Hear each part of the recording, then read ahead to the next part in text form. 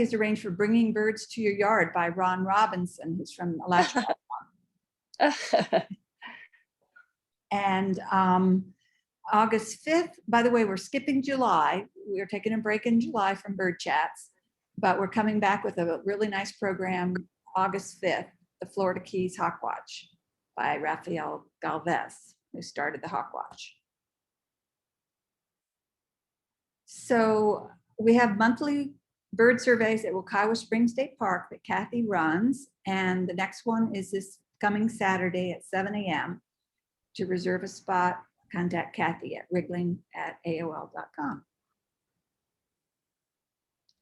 And now I want to tell you about the silent auction. So this is kind of what it looks like in the old days when we were doing it in person.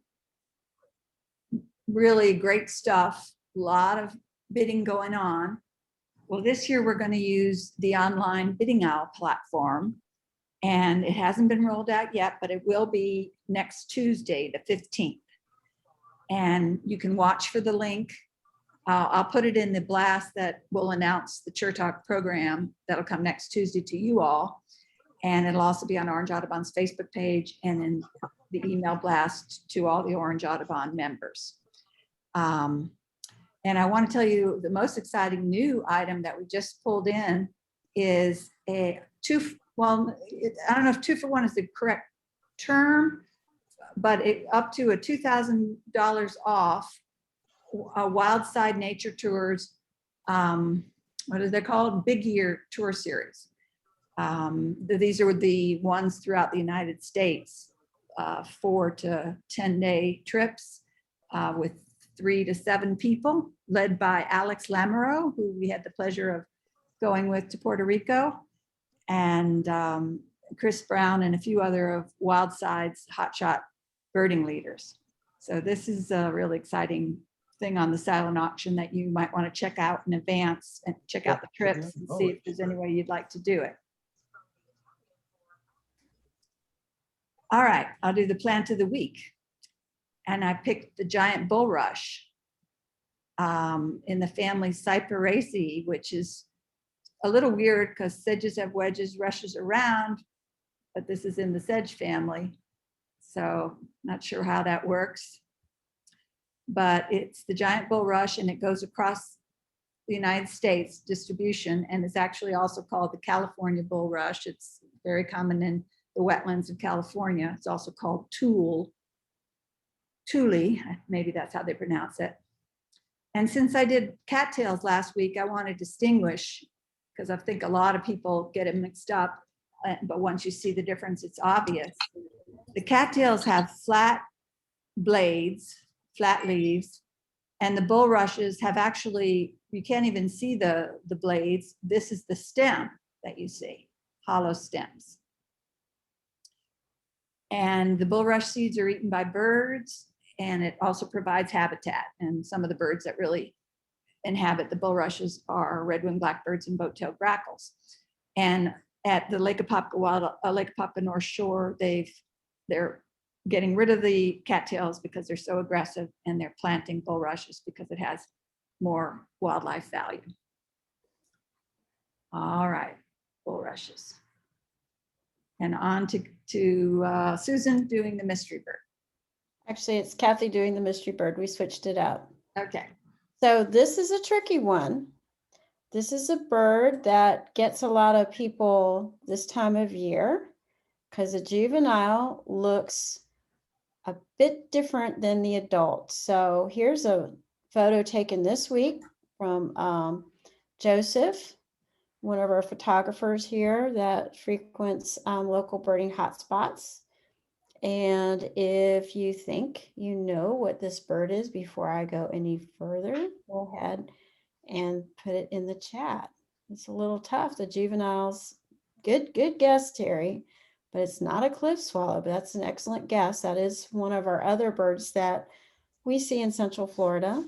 A northern rough-winged swallow, that's a really prime guess because it would look very similar because it kind of looks brown on the back and kind of looks buffy on the front, but this is not a rough-winged swallow. So Lisa got it right. This is a barn swallow.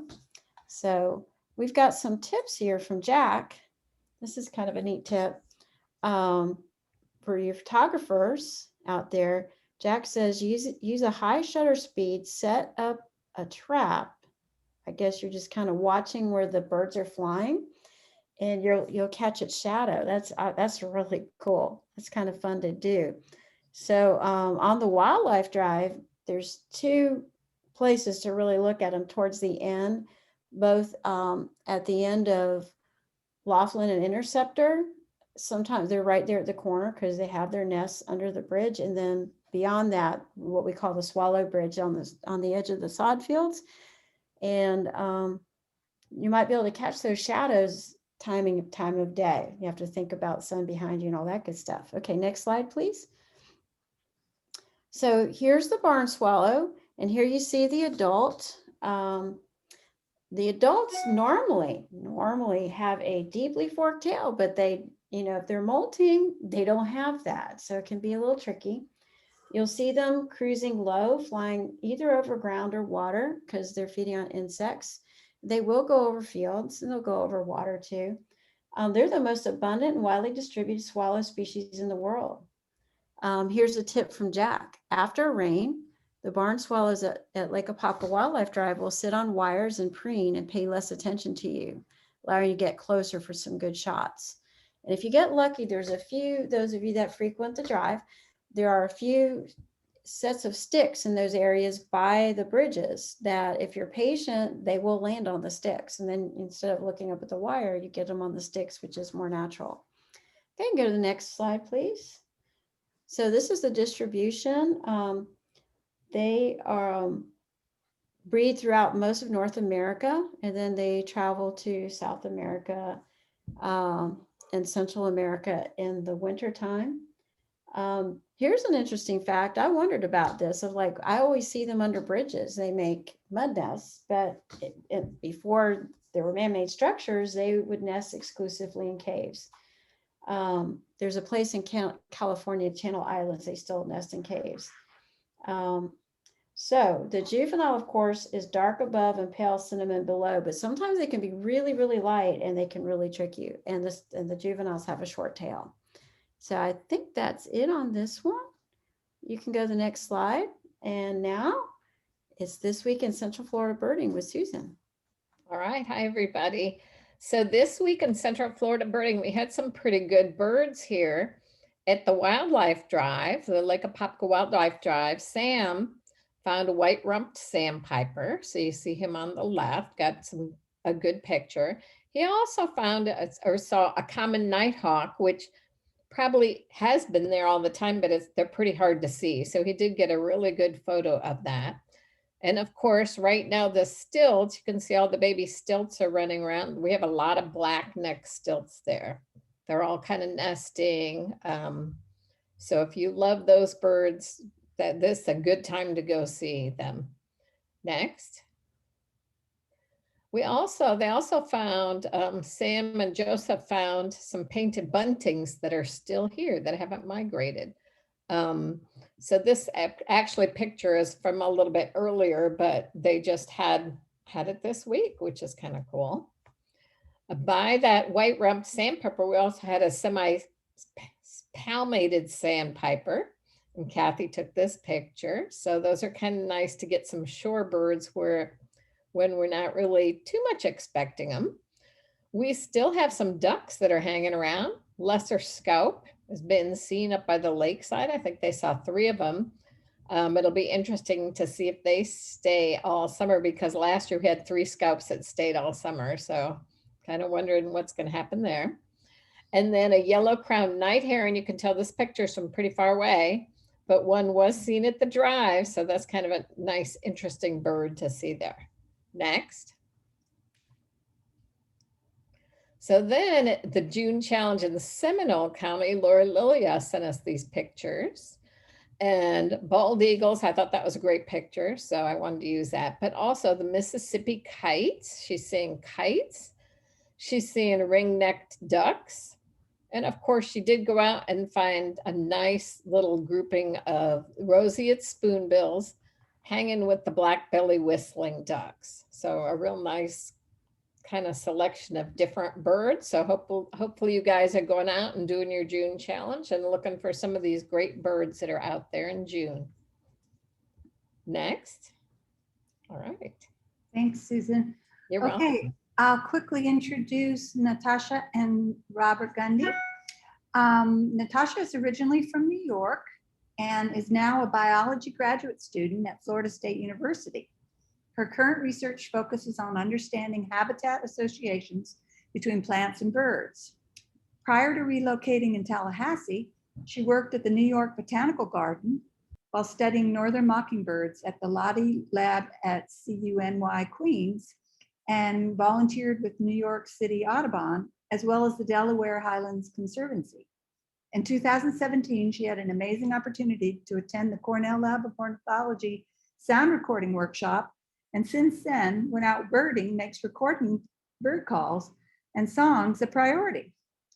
As of now, she has over 550 audio recordings. I guess it's more than that by now. This is from the North Shore Birding Festival, right up. And last but not least, she's also a science illustrator, and time permitting, volunteers as a shorebird steward for Audubon, Florida. Okay, and Robert Gundy, who prefers to go by his last name, has been with the Florida Natural Areas Inventory, FNA, in Tallahassee since 2016. He's worked across the country as a field technician with reptiles and birds, and currently works on herpetological surveys.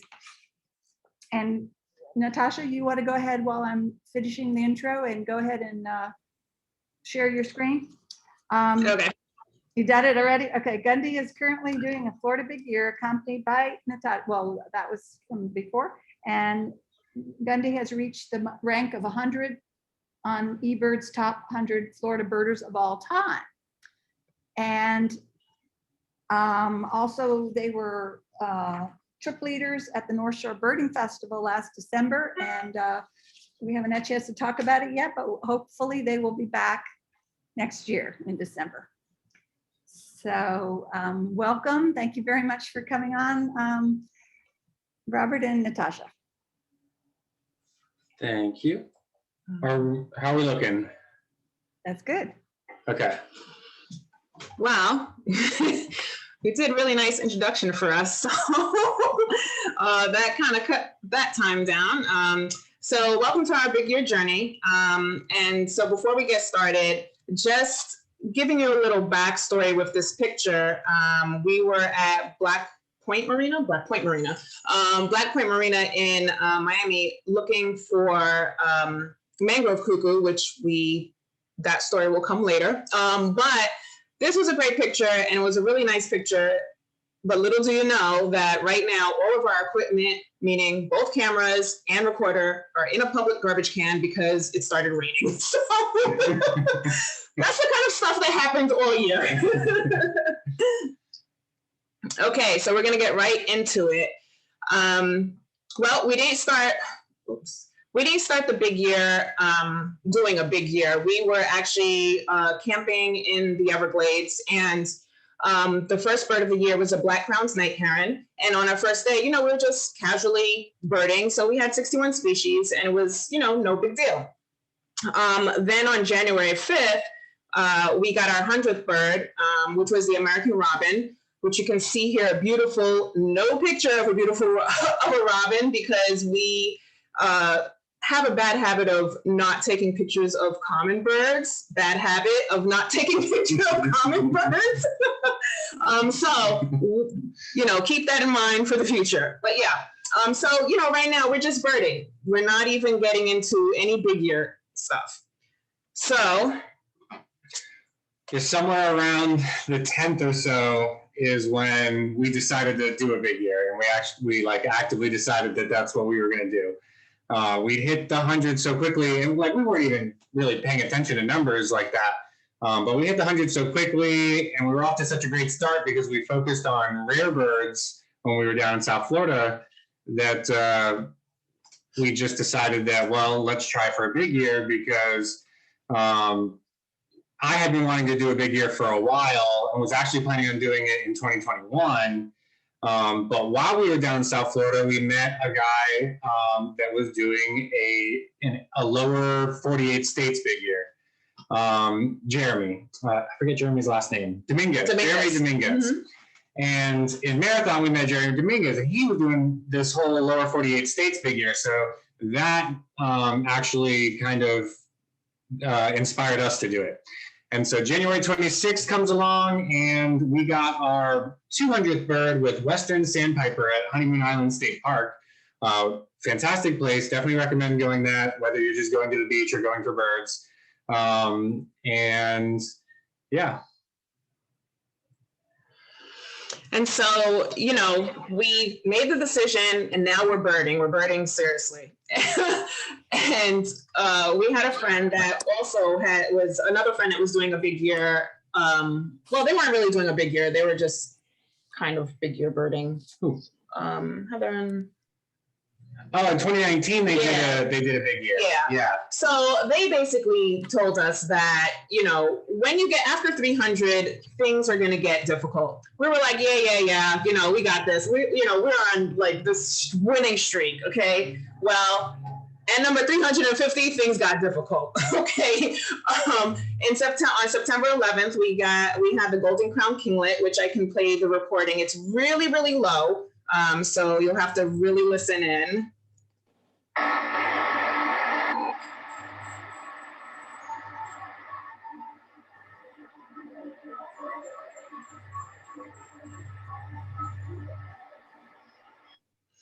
And so we got this recording, and that was our number 350. And it was September.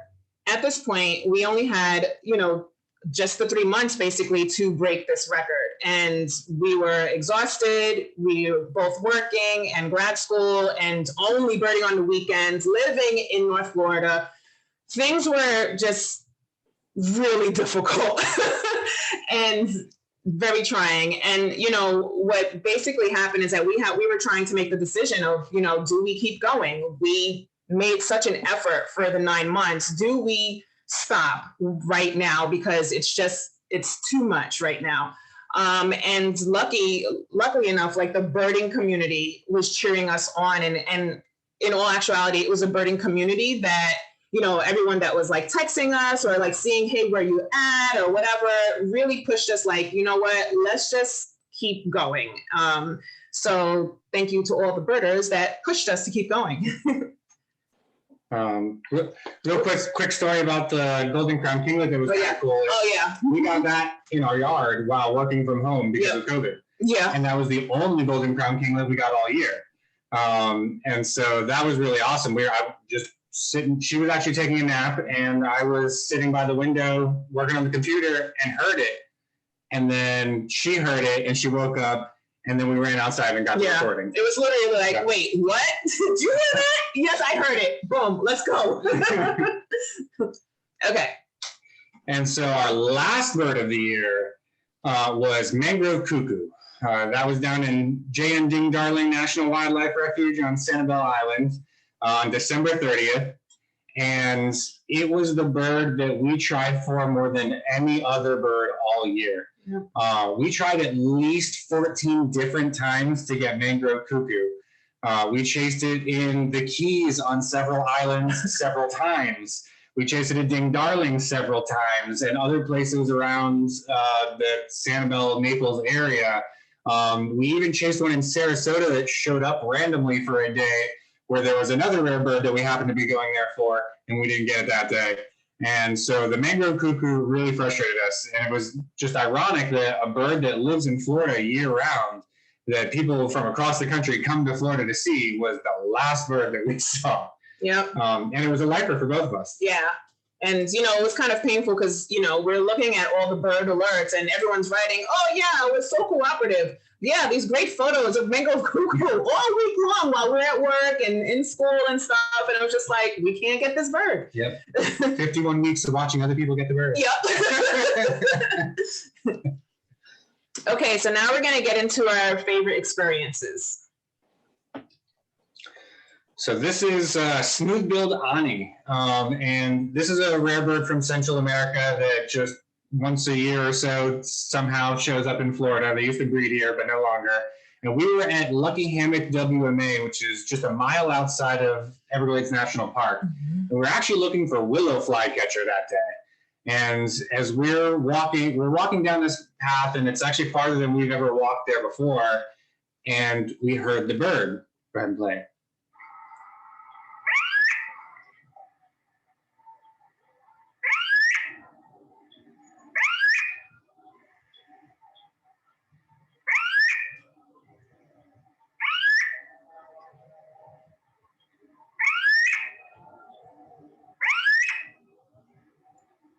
Oops, okay. And so it just kept going and going. And, you know, like that is a very distinctive sound. And I immediately knew what it was because I had actually seen them before in Bolivia. That was the first time I'd ever seen them was in Bolivia. And I knew we had an Ani, so oh, it's an Ani, get the recorder out. We got to record it. And so she gets the recorder out. We get a few recordings and we do the usual thing. You know, we get closer and then we get closer and then we get closer. And eventually we got close enough to take that photo. And it was actually a really cooperative bird for a little while, just staying there. And we had nobody around to share the joy with. There was nobody else on the trail that day. And so we got that bird all to ourselves, and we're the only people to see it. No one saw it after the that. next day. We were there the next day and didn't find it. Yep. This one is a really unexpected bird. We never expected to find Sabine's gull in Florida. I don't think either of us knew it was a possibility even really. And one day some guy reports a Sabine's gull was eating his fishing bait off that very table that you see it standing on. And so birders from all over the state went to go see this thing. And it was just like any other gull at the beach. Let you come right up to it. It's flying right over our heads. And I mean, some of these photos are from 6 feet away. Yeah, and when we went to get this bird, I was definitely not expecting to get a recording. I'm like, yeah, there's gonna be a lot of people, it's gonna be noisy, and you know, it's probably gonna be far off. Nope, he was flying or she was flying right over us, and next thing you know, I'm like, did you hear that? It's calling. And I was like, man, now I had to walk all the way back to the car to get the recorder and come all the way back. And you know, luckily when it got back, it was flying still all over the place and calling, and here's the recording.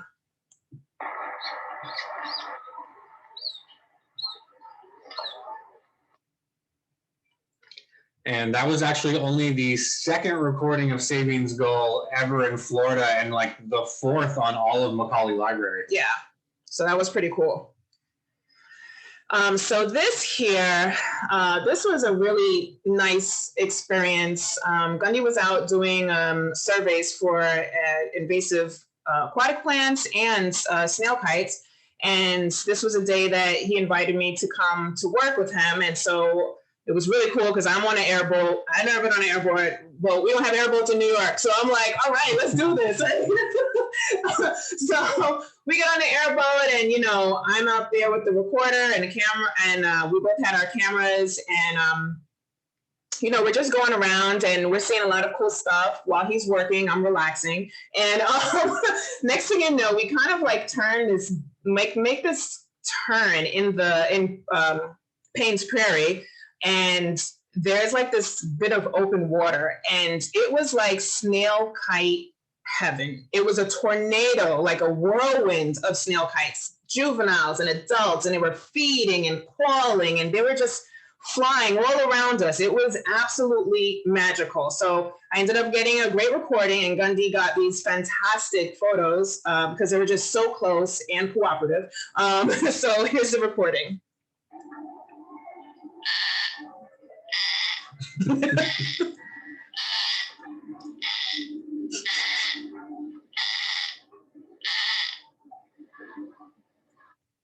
And that sound, like I would never think that a snail kite's gonna sound like that. Like, no way. And I was just like, what?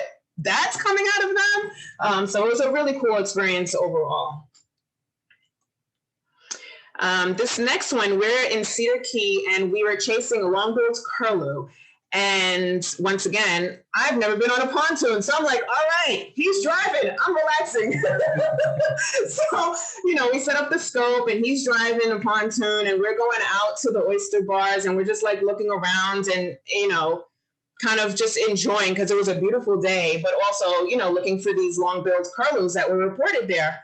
And, I'm looking through the scope, scanning the oyster bars, and next thing you know, there's a long-billed curlew. And they were pretty cooperative.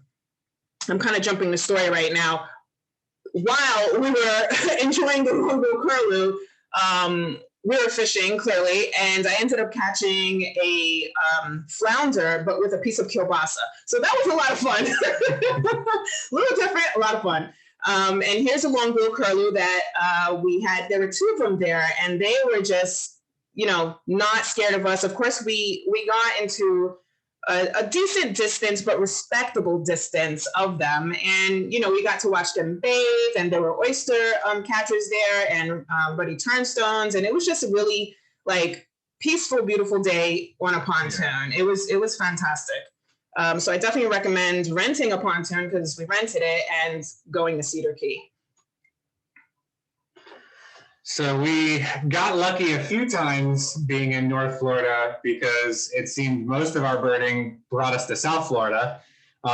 We had several birds that we got here locally that were year birds for us, including a first state record Scott's Oriole. There was a local guy who has bird feeders out in his yard that for the great Christmas bird count, I think it was, had taken photos of this and posted it to Ebird, and one of the Ebird reviewers realized what it was. And as soon as they said that people could come over, we went on a lunch break. Yep. And we got a first state record on a lunch break and went back to work. Those are his favorite birds, lunch break birds. And then we did the same thing for Western Tanager. Another local birder has, for the last several years, had Western Tanagers at his yard every year.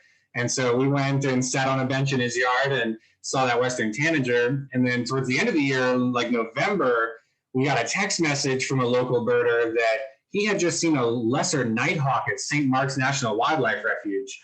And so that was early in the morning. So, we worked our day and then we drove down there in the afternoon as soon as we could.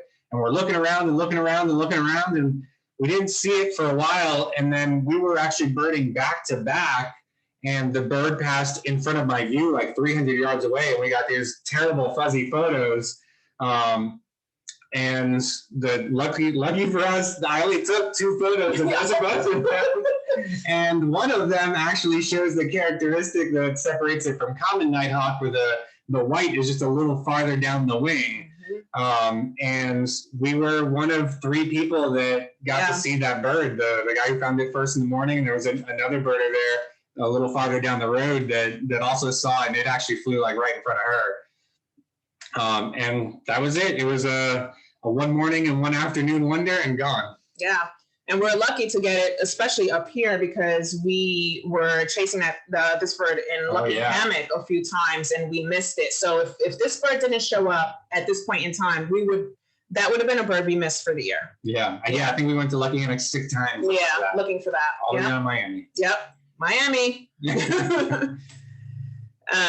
Okay, so the dry Tortugas. If you haven't been to dry Tortugas, that's like a place you have to go. I mean, even if you're not going for birding, dry Tortugas is just magic. That's all it is. It's just magic. So for me, it was very, I guess, personal for me, because the birds that we saw there, these are birds that growing up, as a kid, I'm watching like nature on PBS and I'm seeing, mass boobies, and I'm like, I'm never going to see those birds because I live in New York City. Where is that going to happen? It's not Coney Island, okay? So for me, going to dry Tortugas is really special. So we saw mass boobies, brown boobies, and city terns, and being able to see city tern colony was amazing, and brown noddy as well as black noddies was really, really special. And Yeah, so the black Noddy is a really rare bird in the United States. And the only place to see one in the continental US is dry Tortugas. You can also go to Hawaii and see them there.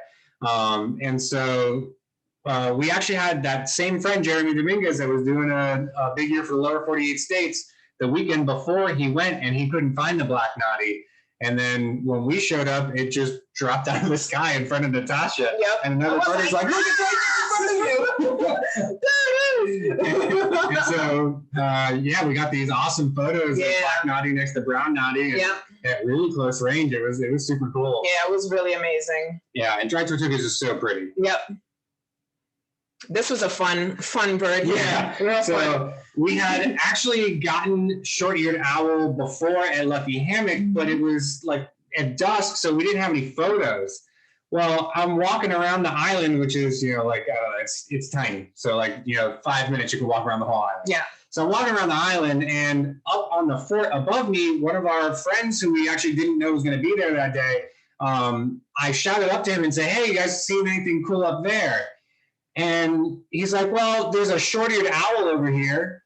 I was like, and what? I just kind of just dismissed it. I was like, okay, he's definitely joking about a short-eared owl, because most of the time when we think about short-eared owls, they're the ones that come from up north, and this is June, so what's it doing there? Well, I got a little suspicious, so I shouted back up. I was like, you're kidding about the short-eared owl, right? He goes, no, it's right down here in a bush. Okay. And sure enough, there's a short-eared owl sitting in a bush in the middle of the fort at Dry Tortugas. Yep. And that's when we remembered that there's an Antillean subspecies that lives in the Caribbean. Yeah. That's why this bird was there in the middle of summer. Yep. I couldn't believe it. I was listening to the conversation because I was a little bit behind, and I was like, no, that's not true. That's not real. Okay, so wildest experiences, because we had quite a few of them. This was a really fun story. He will tell it because it is nuts. So we're down in Key West, and we're chasing this bird specifically along with a couple other birds that were down there in Key West.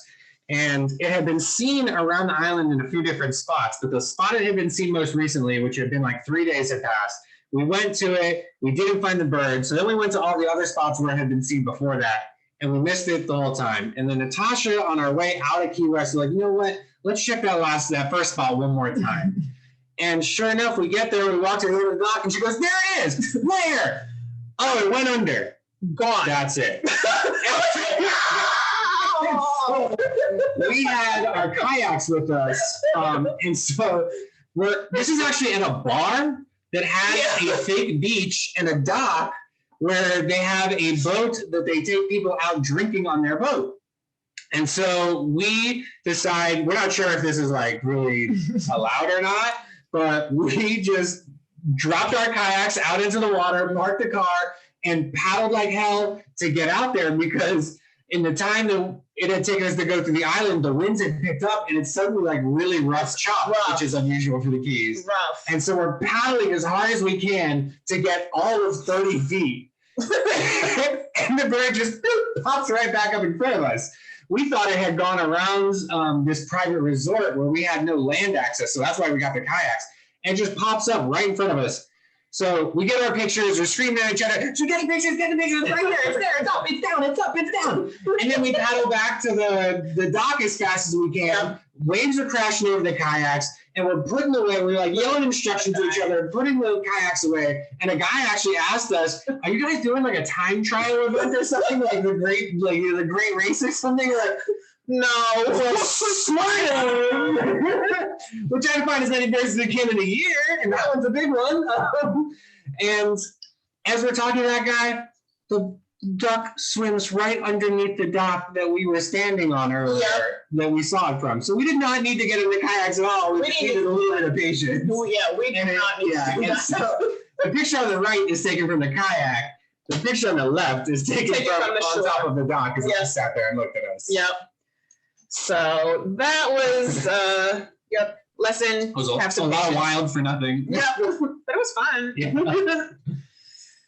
Oh boy. So this one here. So it's Saturday night and it's 7 p.m. and we were not chasing. It was like one of the few weekends that it was like Saturday and we are not in a car. And we're actually in front of a television.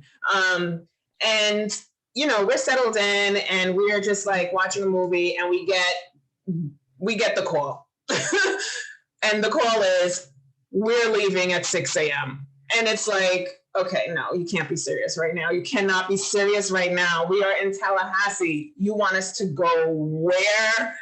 Yes. Yeah, we assumed the trip was canceled because the day before, Miami had a tropical storm that just popped up and ran through. And so, you know, COVID, all of the pelagics, you know, everything was canceled, everything's closed down. So the entire year, we have not been on any pelagic and have not had any opportunity to get any of the seabirds. So we had to go. And so next thing you know, we're packed up, whatever, we get in a car, we have an overnight drive, again, one of the very many, get down to Miami, 6 a.m., we got on a boat and we get out there. We start birding and everything. And I'm fine. You know, I'm like, hey, I'm on a boat. I have no problem. I can swim. You know, I didn't think about being, you know, having sea legs. So we're all birding and basically I start puking. That's just basically what starts happening. I start puking and it's not even like a little bit, like I am going for it. Okay. But I know that we need to see the birds together. So I need to be like seeing and puking at the same time. Okay. So they end up finding, at this point in time, I was exhausted and I was like, I was going in and out of like sleeping now.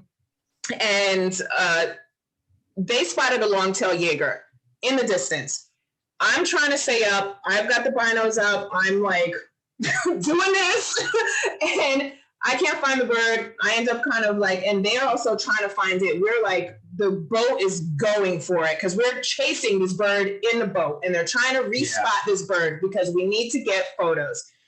I kind of like doze out. I get like really sleepy and I'm just like, I can't, I gotta just whatever, right? My eyes are closed. And next thing you know, I open my eyes for a brief second.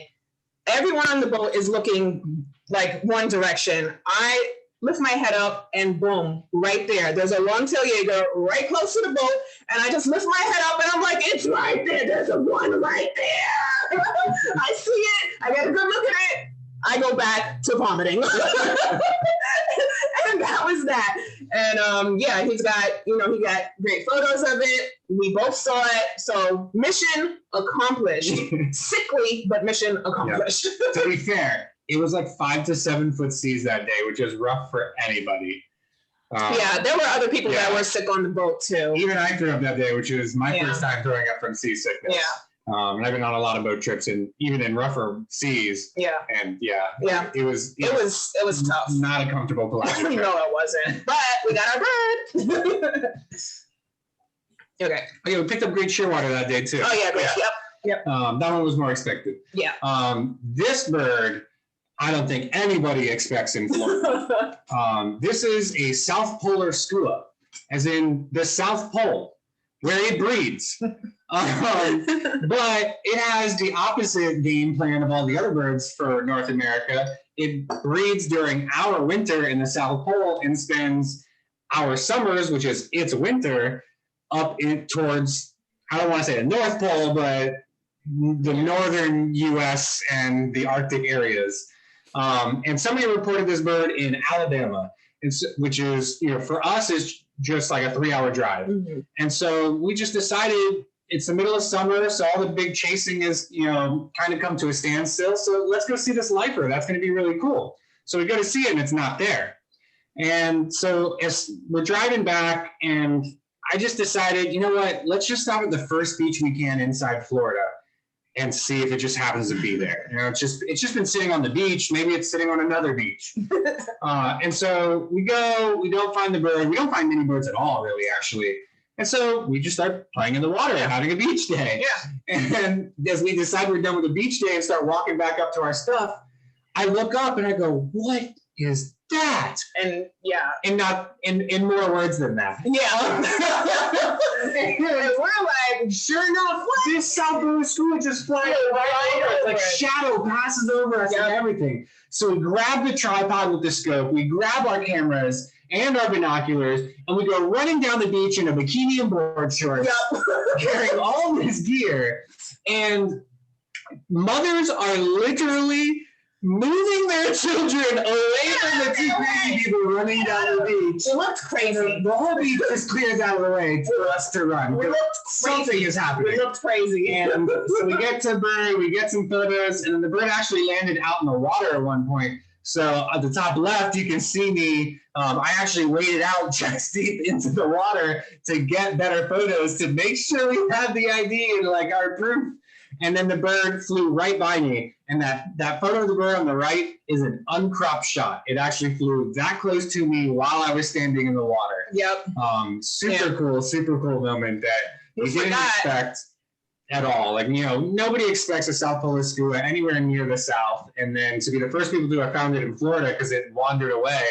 And to get such a close-up experience was a really cool one. Yeah. One thing he forgot to mention is while we're running, okay, I am not a sand runner, okay? I somehow managed to fall and my ankle is a little bit twisted and he turns around and he's like, what?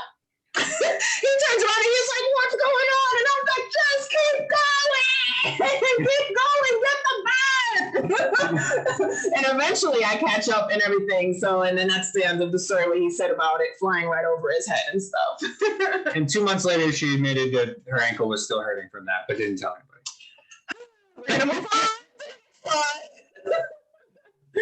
Okay, so we have some migration fun going on here. Great migration traps. St. Mark's, which is of course by us, National Wildlife Refuge. Ballpoint State Park, which is a favorite of mine. Okaloosa Veterans Park. Yeah, that one was a big one. That's a Okaloosa nice Veterans one. Park was a big surprise for us. Yeah. We had never heard of it, but because of COVID, you know, this is March and April, right when everything shuts down, all the state parks are closed. And so we were trying to find places we could go to and not have to deal with people. Mm-hmm. So we're, you know, checking Ebird and this spot comes up and it is a warbler haven. It is good. Warblers stop there. You know, you don't even need fallout conditions. Warblers are stopping there throughout migration and it's pretty awesome. Yeah. Fort DeSoto Park in Tampa is really well known. St. George Island over here is really good for fallout conditions. Eleanor Clapp Phipps Park is a local park in Tallahassee that's phenomenal, especially for thrushes. Mm-hmm. And then another surprise one was Leftis Key down in, I think that's Manatee County, Yeah, I think so. just south of Sarasota. That beach there provided a ton of cool birds. So here's one of our lucky birds at Clapp Phipps Park. It's a pretty nice recording of a Kentucky warbler and pretty good photo as well.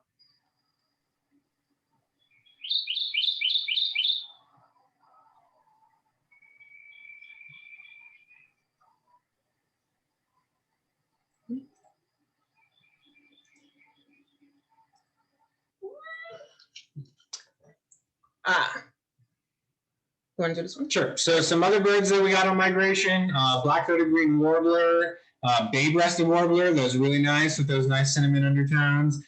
Cerulean warbler, and actually that was the only one we got all year. Yeah. So that was fantastic. That was an unexpected surprise that nobody had reported yet from that spot. And all three of those are at Okaloosa Veterans Park. Oh, and also Okaloosa Veterans Park is not very big. It's a small area, so it's really easy birding there. It's really a nice treat. So here we have worm-eating warbler and golden wing warbler.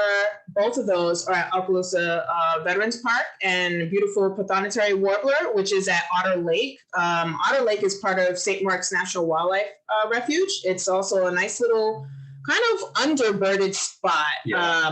There are some cool birds there, and the prothonotary warblers are definitely in numbers over there. And in your face. And in your face, yeah.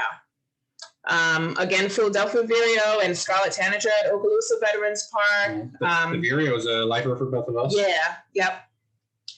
And then this bank swallow was at the Okaloosa Holding Ponds, and the bobolink was at Sweetwater Wetlands Park. Do you want to do this one? Yeah, yellow-throated vireo there on the left. We actually were talking about it before this. We don't remember where this photo came from. And then the Magnolia Warbler there in the Sea Grapes was at Lepus Key. That was a really cool one. I think that might have been one of the only ones we saw in full breeding plumage. Yeah. Oh, Connecticut Warbler. So that was actually a really cool story. Neither of us had seen Connecticut Warbler, and then in 1 week we saw 5. Yeah, that was nuts. And this one was actually at Lantana Nature Park. And we actually met Richard Crosley, the author of one of our favorite field guides, in that park looking at the Connecticut Warbler. So I nerded out and we had him sign one of our field guides. Yeah, he said something funny to us too, because we saw that he was there, and then so we took the field guide, and it's a pretty hefty book. Yeah, and it's so a textbook. it's big. So we're walking and like we see him, and he says when we run into him, he's like, you know, I'm wondering why would somebody carry this big, what did he say, this big book or whatever that he has, like, you know, it doesn't make any sense. Why are you walking around with this huge book? So it was really nice and really funny. This Swainton's and Great Cheek Thrush, that was a great experience. I wasn't there. That was one of the times that I had to opt out on birding because of work and stuff and school, but we had a great... This was at Wakulla Springs, and it was the wildest day of thrushes. I think it was like over 100 thrushes, individual birds in one afternoon. It was wild. I've never seen anything like that. Yeah. All right, favorite birds.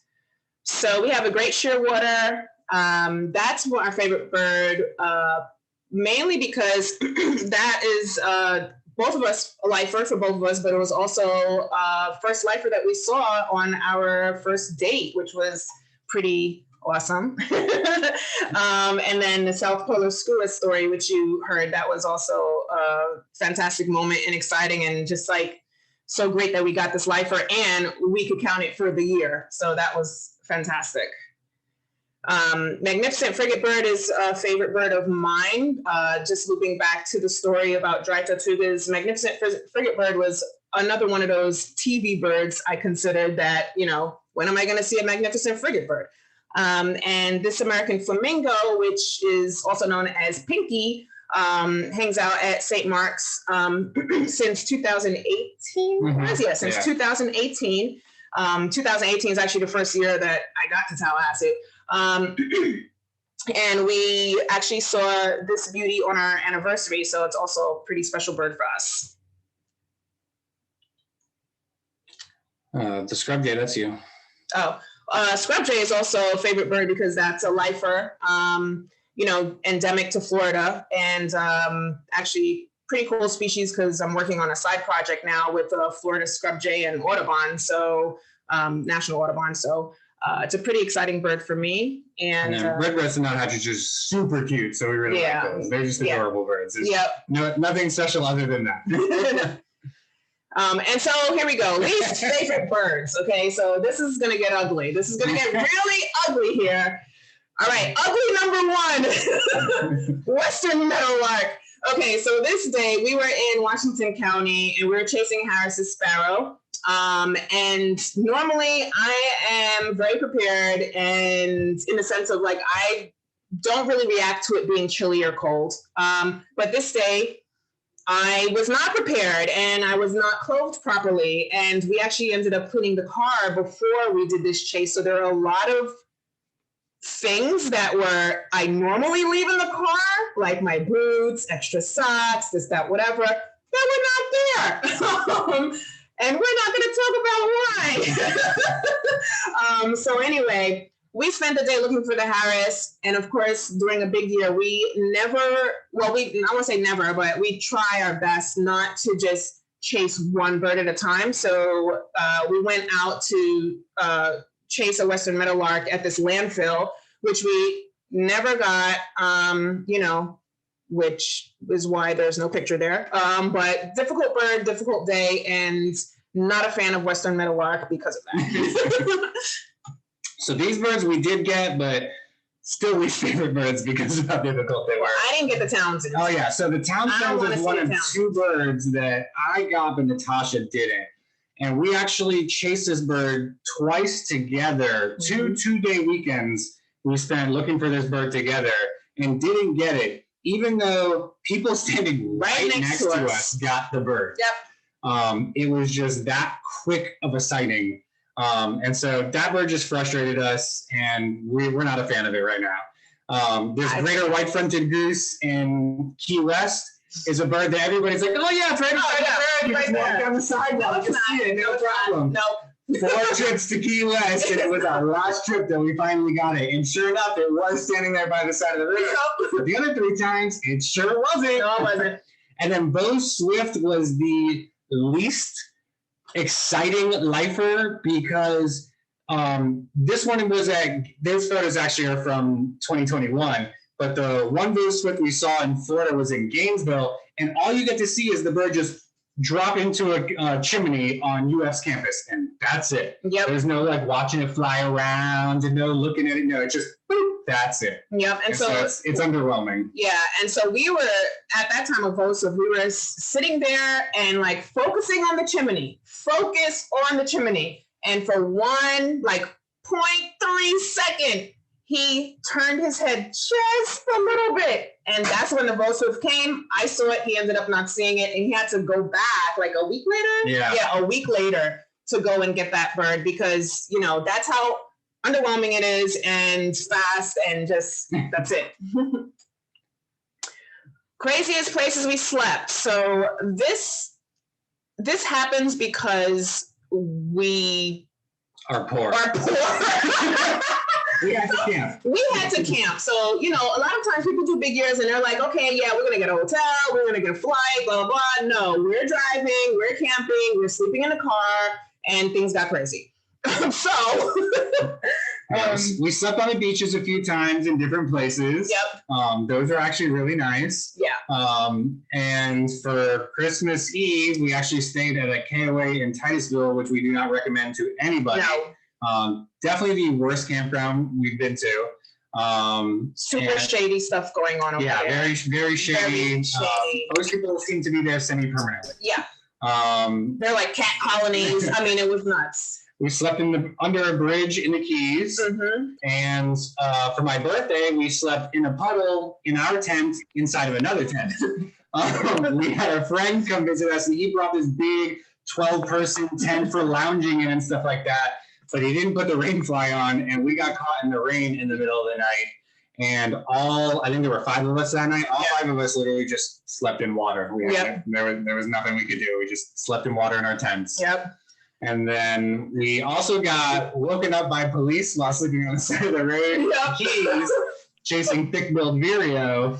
And we were told politely that we could not sleep there and directed to a parking lot where we could sleep. Yeah, it was very nice. We did explain to him that, you know, we are like maniac murderers and like we're just waiting for that park to open because we drove overnight from Tallahassee all the way down there, another overnight drive. So he was nice about it. Rarest birds. So Hammond's Fly Catcher was a 2nd state record at Corkscrew Swamp. That was a really cool one, very close interaction. Mountain Bluebird was also a 2nd state record. That was along some road in Pasco County somewhere. Yeah. On the porch, smelling around. We got someone with their mic on. So red-legged thrush and Cuban peewee were both overnight drives to the Keys. Red-legged thrush, it was like 5th state record, right? I don't know, what is it? Do you remember? 8th, I think. 8th or 9th, yeah. Yeah, 8th or 9th state record. The Cuban peewee, that was a 6th state record, I believe. Oh, actually, no, we got these backwards. Oh. The red-legged thrush is a 3rd, and the Cuban peewee was like the 8th or 9th, yeah. Yeah. Because it had just become a code 4. Yeah. I think it was 6. It has to be 8 to be a code 4. So Okay, yeah. At least Okay. sightings. And so, okay, we can do this one. Scott's Oriole, we talked about that, was a 1st state record, so that was a really rare bird. Black-faced grassquit, I don't know how many have been seen, but not a whole lot. That one was really cool because that's our car it's sitting on top of. That's her car, I should say. And it actually went inside our car and ate off of our dirty floor, which prompted us to clean that next weekend. Yep.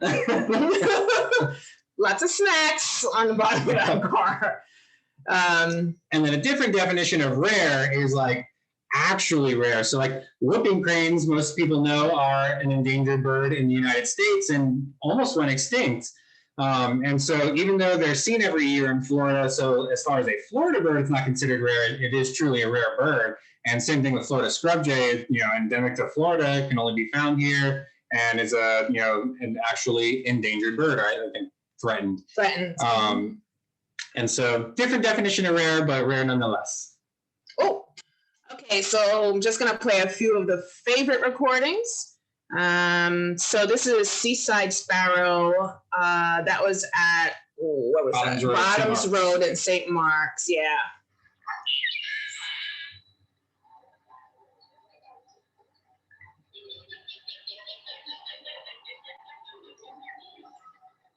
Then we have Chuck Will's Widow.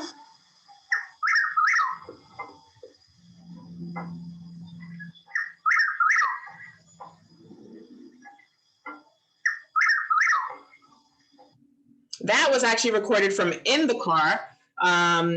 He was driving. It was, I don't know what time it was. It was dark. It was late. I was sleeping. I have a habit of sleeping with my recorder in the tent, in the car, sometimes in the house.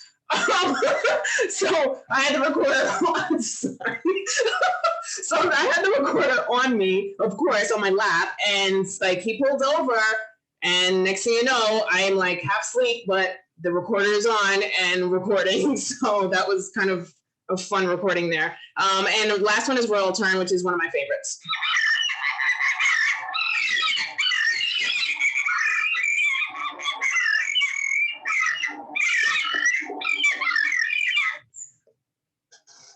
And Natasha is too modest to tell you that that is actually the Royal Turn recording you will hear on the Merlin app. They decided to use her recording on the new update.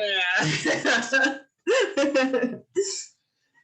Okay, so favorite photos. So there was a group of black scoters at a jetty somewhere in the Sarasota area that were really close to people, right up against the rocks, affording great photos. And I don't think either of us has seen one from closer than 100 yards before that.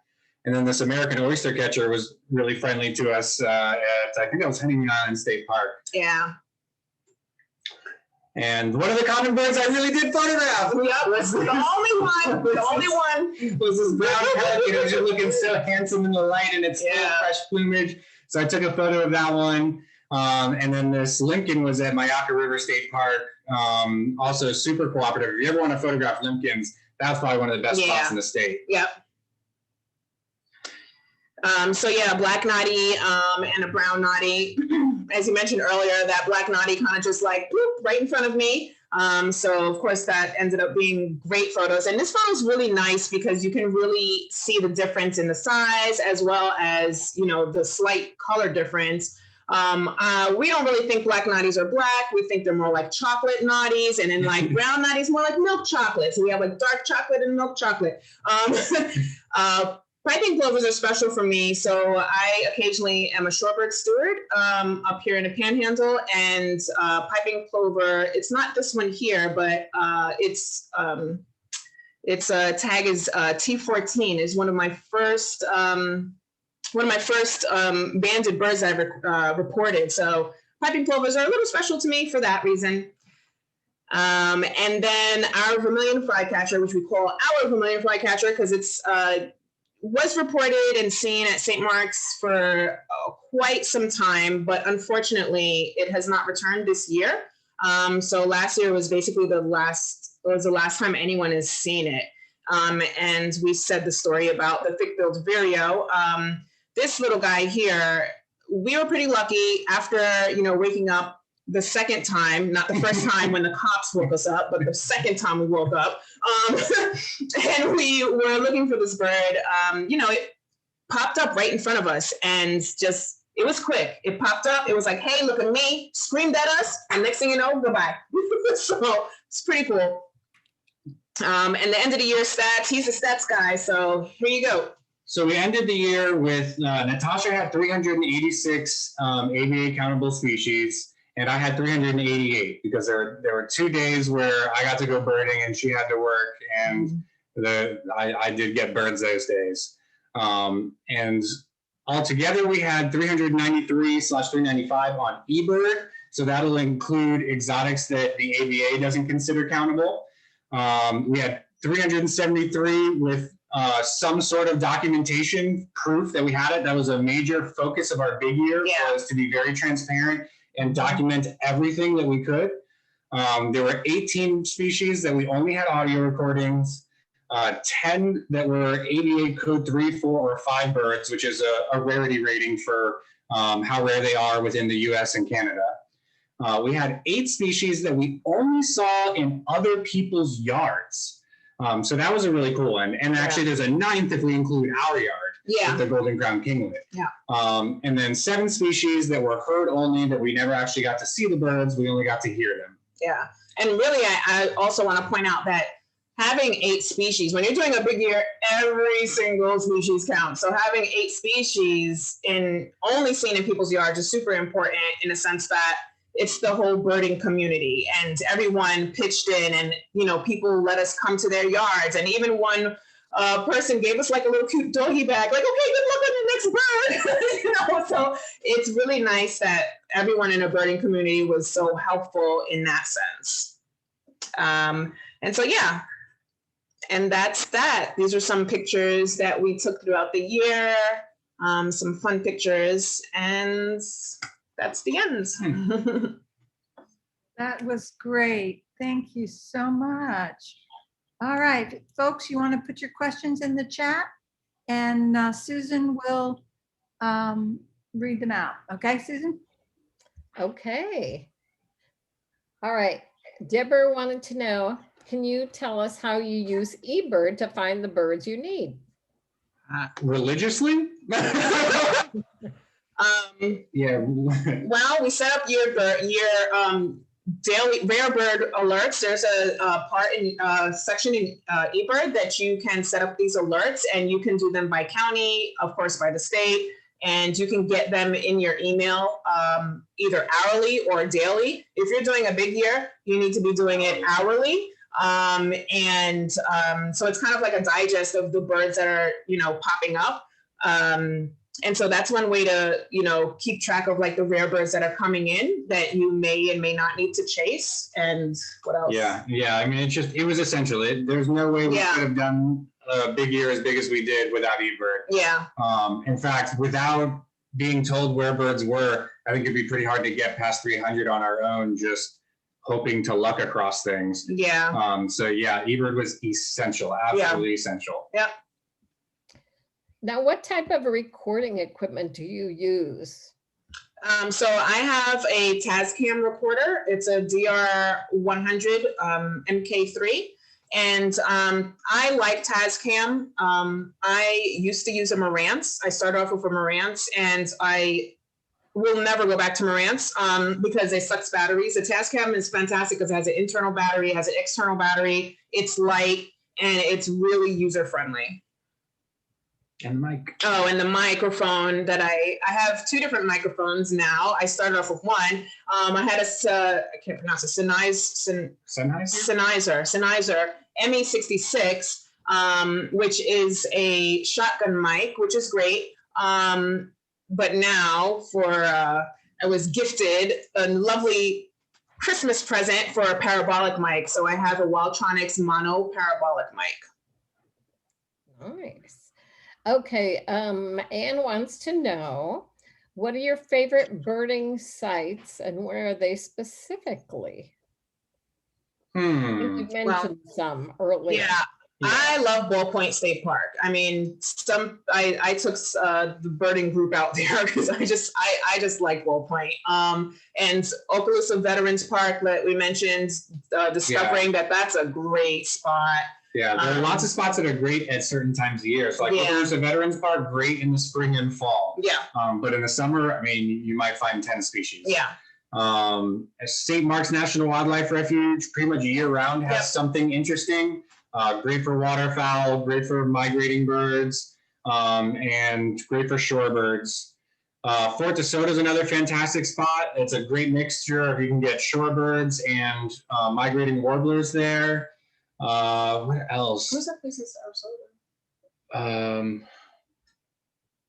I don't remember which one. I don't remember. the name of it? I don't know. Okay. An absolutely great spot for pelagic birds on the East Coast is Canaveral National Seashore. So if you're looking for pelagics but can't get on a boat, that's the place to go. But you're going to need a scope. You're absolutely definitely need a scope. Lucky Hammock. Lucky Hammock is a great spot. Yeah, right in that parking lot area, and then also across. I don't know what it's called. Lots of great tropical. Lots of great birds there. Lake Apopka Wildlife Drive. Yep. Fantastic for getting to see birds up close and stuff like that. Yeah. Probably one of the best places in the state to see fullest whistling duck. And it's nice, easy birding, and I enjoy those days. Easy birding. Jerry wants to know if you ever use a light set of binoculars, and what would you recommend to get something, a light set? A light set. So the ones that we use are Nikon Monarch 5s. Yeah. They are pretty light. Yeah. I've played around with a bunch of different binoculars, other people's and ones I've had in the past, and they are pretty light. I'm not sure how many binoculars are truly marketed as being lightweight, but typically something in the 8x42 size is going to be light just because of the physics of its size. Yeah.